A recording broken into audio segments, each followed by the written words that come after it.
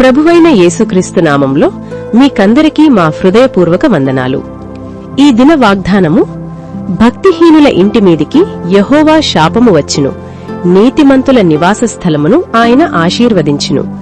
పరిశుద్ధ గ్రంథమైన బైబిల్లో సామెతల గ్రంథము 3వ అధ్యాయము 33వ వచనము. ఈ వాక్యం మన జీవితానికి ఒక గొప్ప సత్యాన్ని చెబుతుంది. భక్తిహీనుల జీవితం దేవుని నుండి దూరంగా ఉండటం వల్ల శాంతి, సమాధానం, ఆశీర్వాదం కోల్పోతుంది. కాని నీతిమంతుల ఇంటిలో దేవుని కృప, సమాధానం, ఆనందం నిండుగా ఉంటాయి. మన హృదయం, మన జీవితం దేవునికి అనుకూలంగా ఉంటే మన ఇల్లు కూడా ఆశీర్వాదాల నిలయంగా మారుతుంది.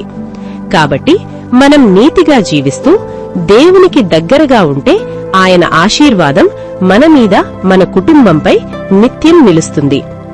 ప్రభువైన యేసుక్రీస్తు మనము నీతిగా బ్రతుకుతూ ఆశీర్వదించబడులాగున అటి కృప, అటి అభిషేకము మనకు ఇప్పుడే ప్రసాదించునుగాక. ఆమేన్. ప్రార్థన.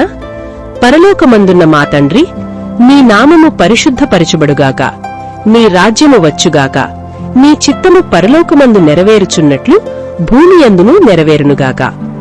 మా అనుదిన ఆహారము నేడు మాకు దయచేయము. మా రుణస్థులను మేము క్షమించియున్న ప్రకారము మా రుణములు క్షమించుము. మమ్మును శోధనలోకి తేక దుష్టుని నుండి మమ్మును తప్పించుము. ఎందుకనగా రాజ్యము, బలము, శక్తి, మహిమ నిరంతరము నీవేయున్నావు తండ్రి. ఆమేన్.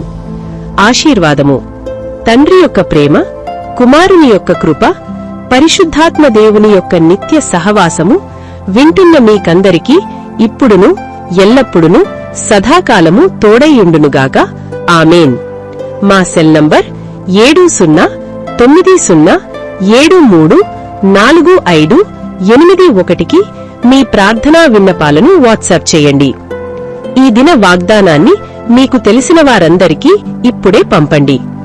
దేవుని రాజ్యాన్ని కట్టే పనిలో మీ వంతు సహాయాన్ని అందించి దైవ దీవెనలు పొందండి.